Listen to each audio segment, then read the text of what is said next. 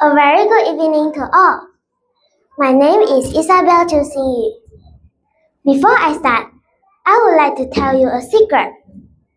If you had met me 3 years ago, back in year 1, I wouldn't be standing here. In fact, I'd probably be hiding behind that curtain over there, hoping no one would notice me. Back then, I was the quietest girl in school. I was like a little shadow. Whenever my teacher asked a question, I would look down at my desk and pray she wouldn't call my name. My heart would race, and my tummy would feel like it was full of fizzy bubbles. When my teacher did come over and ask, "Do you know the answer, dear?" I wouldn't say a single word. I would just look up and give her a big, sweet smile. That was my signature move.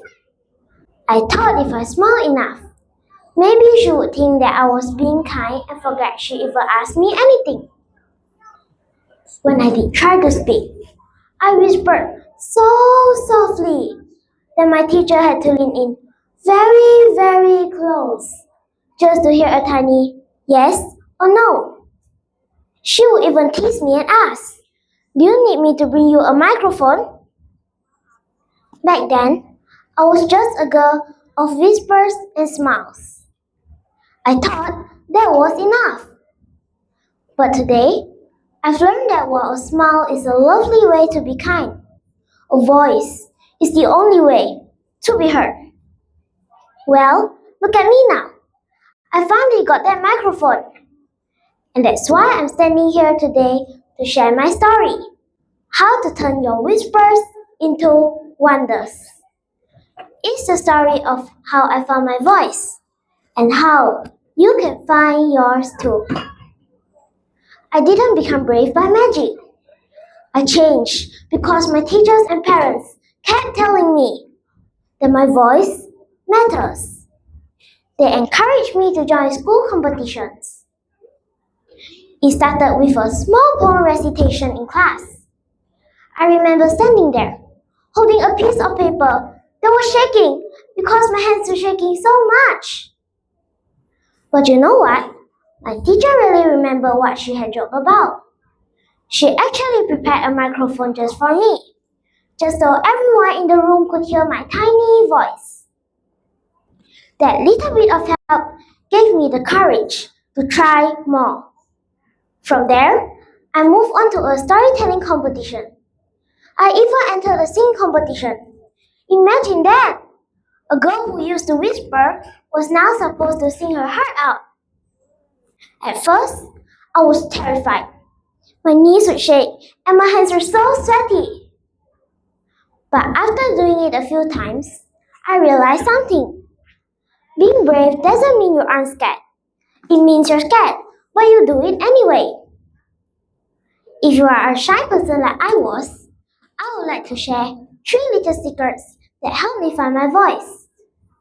First, you must start small. You don't have to give a big speech on day 1. Start by raising your hands once a day in class or saying "Good morning" loudly to the teacher when you walk into school. Small steps lead to big changes. Second, use your butterflies. You know that nervous feeling in your tummy right before it's your turn? My mom told me those are just butterflies. Instead of trying to get rid of them, teach them to fly in formation. Use that energy to give you the power on stage. Third, don't worry about being perfect. I used to be so afraid of making a mistake or saying the wrong word. But I realized that the audience isn't waiting for you to fail. They are actually cheering for you. If you forget a word, just smile, take a breath, and keep going. To all my friends out there who feel like a little mouse, I see you. I know how safe it feels to stay quiet and stay in the shadows. But your voice is like a gift. If you never use it, no one gets to see the wonderful, funny, and smart ideas inside your head. I'm not that little girl who hides behind the silent smile anymore. I still like to smile, as you can see. But now, I have something to say. If a shy young girl who couldn't even whisper can stand here today and speak to all of you, then I promise you can find your voice too. Thank you very much.